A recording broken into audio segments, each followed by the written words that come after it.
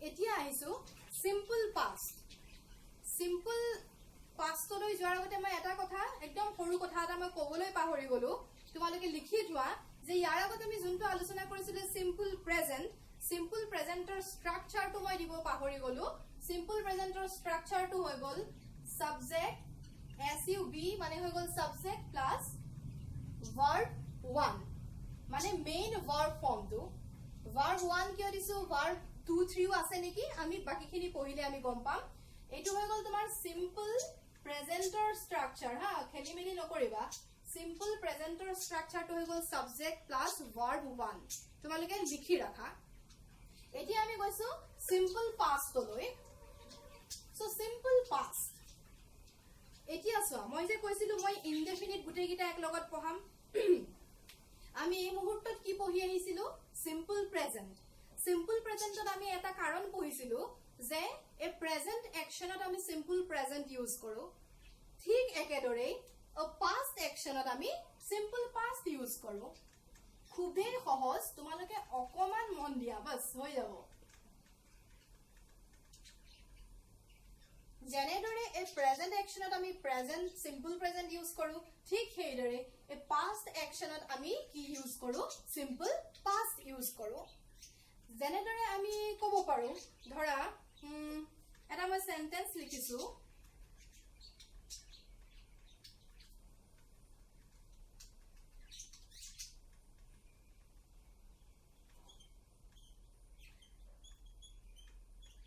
কি লিখিলো মই He received my letter yesterday. He মোৰ লেটাৰখন পালে কেতিয়া পালে yesterday পালে He received my letter yesterday. She left our school last year.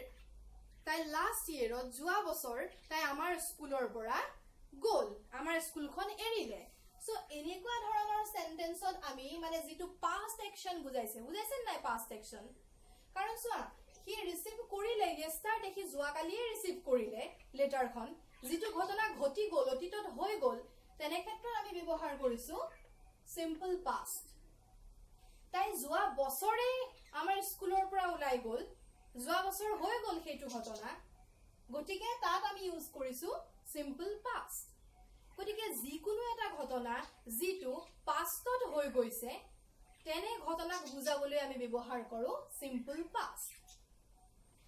ইয়াৰ উপৰিও আৰু বেলেগ দুটামান কন্ডিশন আছে আমি হেকেটাও চাই লওঁ এটা গম পালো যে পাস্টৰ কন্ডিশন বুজাবলৈ পাস্টৰ একশনক বুজাবলৈ দেন আমি প্ৰেজেন্টত আলোচনা কৰিছিলো তোমালোকৰ নিশ্চয় মনত আছে যে হ্যাবিচুৱেল একশন ৰাইট এতিয়া আহি গ'ল past habits সোয়া কোৰিলেট কৰা বস্তুবোৰ যে প্ৰেজেন্টত আছিল প্ৰেজেন্ট হেবিটৰ কথা আৰু এতিয়া আমি পাষ্টত আমি কি পঢ়িম সিম্পল পাষ্টত পঢ়িম আমি past habitsৰ কথা ইয়াত যদি মই তোমালোকক কওঁ যে I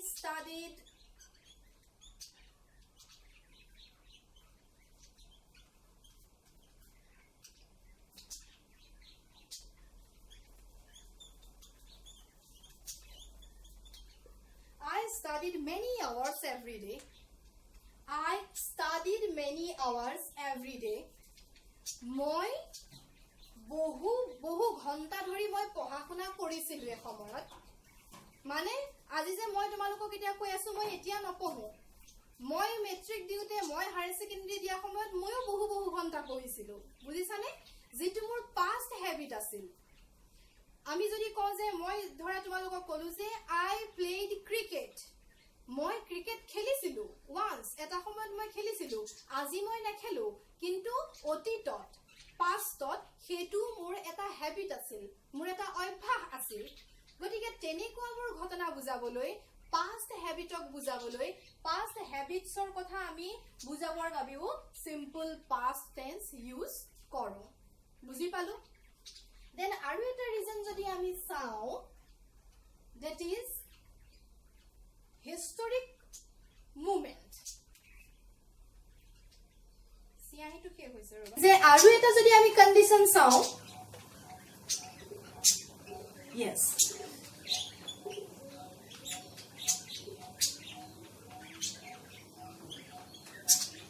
historic movement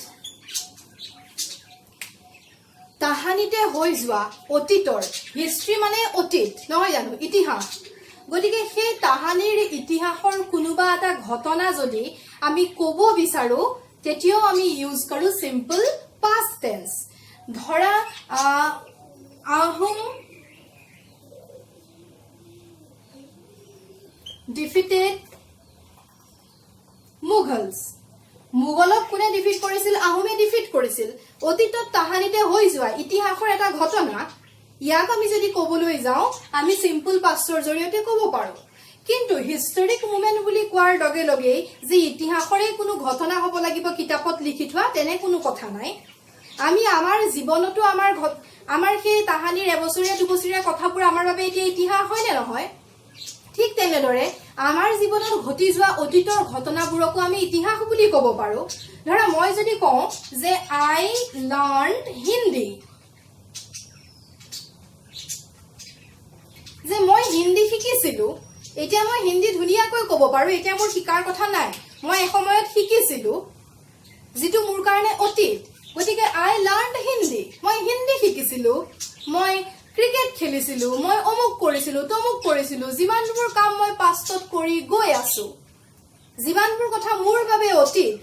সেইবোৰ কথা আৰু বুৰঞ্জীৰ পাতত থকা সেই ইতিহাসৰ কথাবোৰো যদি আমি ক'ব বিচাৰো সিম্পলি ক'ব বিচাৰো চাবা কাৰণ আমি প্ৰেজেন্ট সিম্পল প্ৰেজেন্টত পঢ়ি আহিছো যে গ্ৰাফিক প্ৰেজেন্টেশন ইয়াত গ্ৰাফিক প্ৰেজেন্টেশন লাইভলি কৰিব যোৱা নাই আমি সিম্পলি কৈছো ঘটনাটো তেনে ক্ষেত্ৰত আমি ইউজ কৰিছো সিম্পল past tense বুজি পালো গতিকে সিম্পল পাষ্টৰ আমি পঢ়িলো যে পাষ্ট হ্যাবিটস যোনবোৰ আছিল সেইবোৰ কথা ইয়াৰ উপৰিও পাষ্টত হোৱা যিকোনো এটা একচনৰ কথা এণ্ড হিষ্টৰিক মুভমেন্টৰ কথা গতিকে ইয়াৰ পিছত আমি যাওঁ এতিয়া ফিউচাৰ ইনডেফিনিটৰ ফালে এতিয়া চোৱা যে মই সিম্পল পাষ্টৰ কেইটামান ক্লু দিছো last year yesterday ago last month বুজি পাইছানে এইবোৰ হৈ গল শব্দ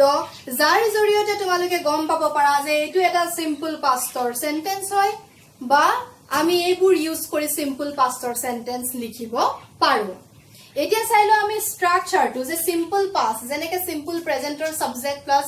ভাৰ্ব 1 ঠিক তেনেদৰে সিম্পল পাষ্টৰ কি হয় সিম্পল পাষ্টৰ স্ট্ৰাকচাৰ হৈ গল subject plus verb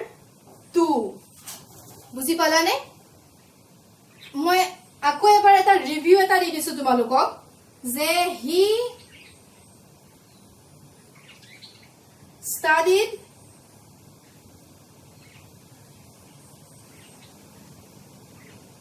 many hours he studied many hours he is the subject studied is the v2 so what is the v1 form of studied it is the study study হৈ গল v1 আৰু এই study ৰে আমি verb 2 form to use কৰিলো that is studied বুজি পালো so এই structure টো মনত ৰাখিবা ইয়াৰ পিছত তোমালোকে বিভিন্ন ধৰণৰ অবজেক্ট ইউজ কৰিব পাৰা subject plus verb 2 plus object লগাই থাকিব পাৰা কিন্তু সেইখিনি মই লিখা নাই কিহৰ কাৰণে because without object also we can write simple past sentence but without subject and without v2 we can't write it আমি লিখিব নোৱাৰো that's why this is the most essential things the subject eta aru amak verb second form to lagiboi lagibo আৰু এইখিনিৰ কথা তোমালোকে মোৰ মতে জানাই যেনে eat at eat and go went gone put cut এবোৰ আমি তাহানিতে মানে এনেকুৱা ধৰণে কিবা ভাল লগা বস্তু কবিতা মতা দি মাতিছিলো মাতি থাকিবা তোমালোকেও পুৰা মুখস্থ হৈ যাব অভ্যাসলে আহি যাব গতিকে আমি simple past মানে past indefinite discuss কৰিলো now we are going to discuss simple future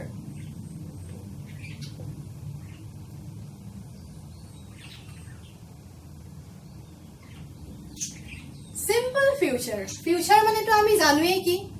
গতিকে যেনেদৰে আমি প্ৰেজেন্টত হোৱা ঘটনা এটা সিম্পল প্ৰেজেন্টৰে পাষ্টত হৈ যোৱা ঘটনা এটা সিম্পল পাষ্টৰে ঠিক তেনেদৰে ফিউচাৰত হ'বলগীয়া ঘটনা এটা আমি সিম্পল ফিউচাৰেৰে বুজাব পাৰো মানে অ ফিউচাৰ একচন যিকোনো এটা ভৱিষ্যতলৈ হ'বলগীয়া ঘটনাক আমি বুজাবৰ বাবে ব্যৱহাৰ কৰো simple future I shall go.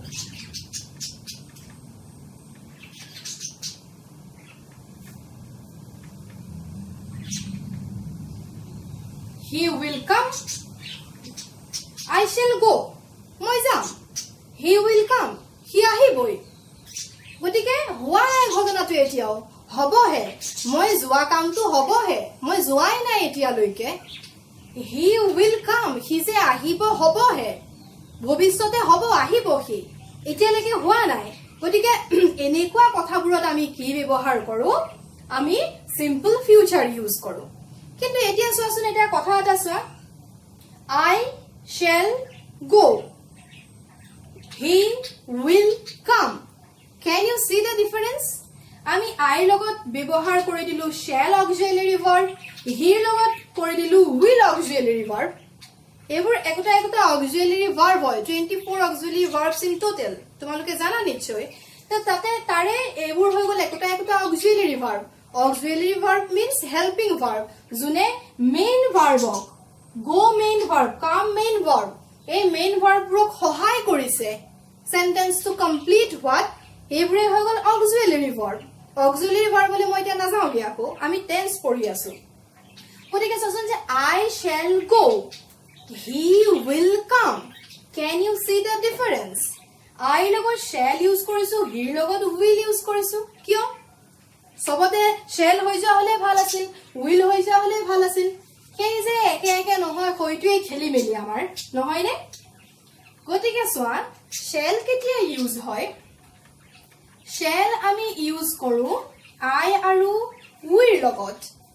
I আৰু will লগত first personৰ লগত আমি ইউজ কৰিলো shall then আমি will ইউজ কৰো জিমান আছে বাকি জিমান আছে second person third person G আছে second person third person G আছে এইবোৰত আমি ইউজ কৰো will এটা তোমালোকৰ মনত চাগে এটা প্ৰশ্ন উঠিছে যে বাইদেৱে কি কৈ আছে I লগত shall will লগত shall কিন্তু কেতিয়াবা দেখোন আমি I লগতো will ইউজ কৰো will লগতো will ইউজ কৰো হয় না নহয় yes আমি ব্যৱহাৰ কৰো এনে কথা নহয় যে I লগত only you have to use shall but yes we can use will also কিন্তু কেতিয়া ব্যৱহাৰ কৰো এতিয়া সোৱা মই দুটা সেন্টেন্স লিখি দিছো যে I shall write a letter. I shall write a letter. I will write a letter.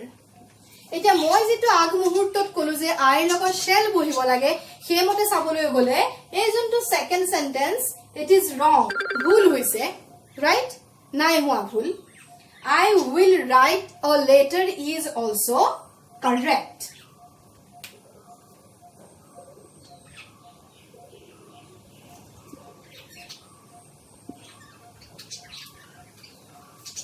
কিহৰ বাবে শুদ্ধ হৈছে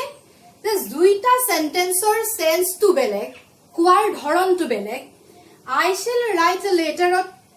সেইটো ডিটাৰমিনেশন নাই যেটো I will write a letter ত আছে I shall write a letter মানে মই লেটাৰখন লিখিম মই নিলিখিবও পাৰো ঠিক তেনেকুৱা ধৰণৰ এটা but I will write a letter মই লেটাৰখন লিখিমে ইয়াত নকৰাৰ নাৰ কোনো গোন্ধই নাই কিন্তু I shall write a letter অকমান নাৰ গোন্ধ এটা পোৱা যায় মানে নকৰিবও পাৰো মোৰ সেইটো ফুল ডিটাৰমিনেশন নাই যেটো I will ত আছে so this is the difference তোমালোকেও তোমালোকৰ কথা কোৱাৰ ধৰণত সেন্স মতে will আৰু shall ইউজ কৰিব পাৰা বুজি পালো গতিকে আমি কি পঢ়ি আছিলো যে yes future actionত আমি কি ইউজ কৰো simple future tense আমি use কৰো ইয়াতে আমি আনুষঙ্গিকভাৱে মাত্ৰ শিকি গলো will আৰু shall ৰ ব্যৱহাৰটো আৰু এতিয়া এটা কথা হৈ গল যত আমি future simple future use কৰো হেতু হৈ গল যে যেতিয়া আমি বিশ্বাস কৰো বা আমি ভাবো যে কোনো এটা কাম ফিউচাৰত হ'ব যে when we think মই একদম শৰ্ট কে এই কন্ডিশন বোৰ লিখিছো দে think আমি ভাবো বা বিলিভ কৰো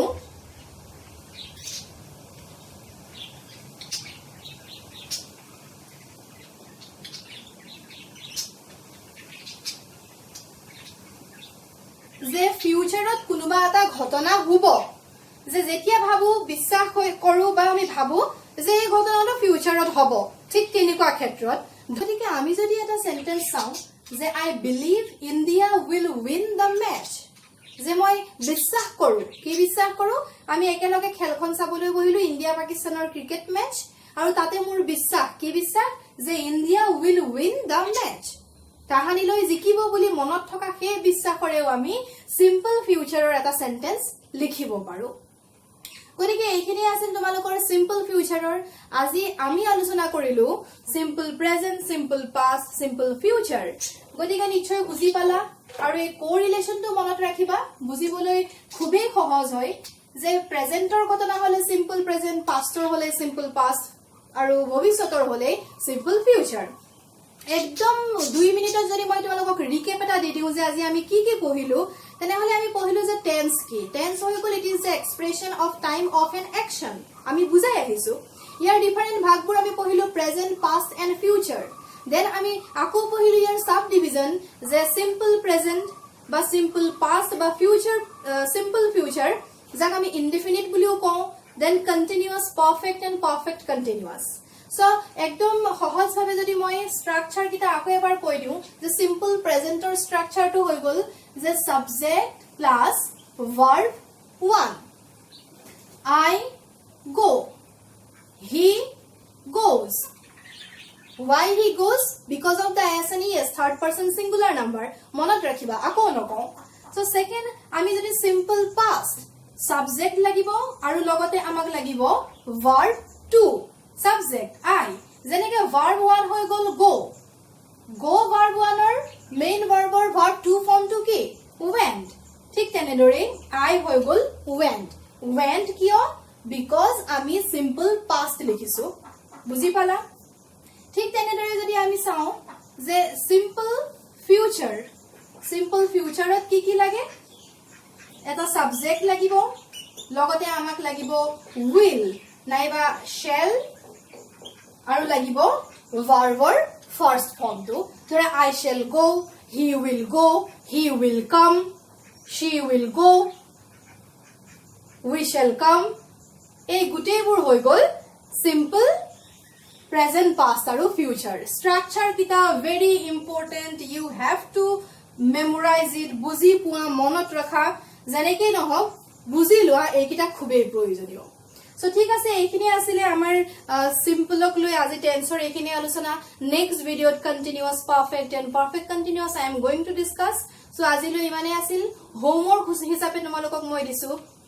গুটেই কেইটা ভাগৰে দুটা সেন্টেন্স লিখা আজি আলোচনা কৰা simple present simple past and simple ফিউচাৰৰ দুটা সেন্টেন্স নিজে লিখা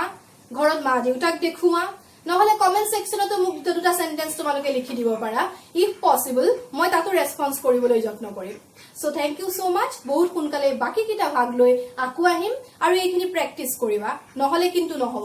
ভিডিওটো চালা থৈ দিলা নো প্ৰেক্টিস কৰিবা আৰু সকলোৱে ধুনিয়াকৈ বুজি পাবা তেতিয়া Thank you so much.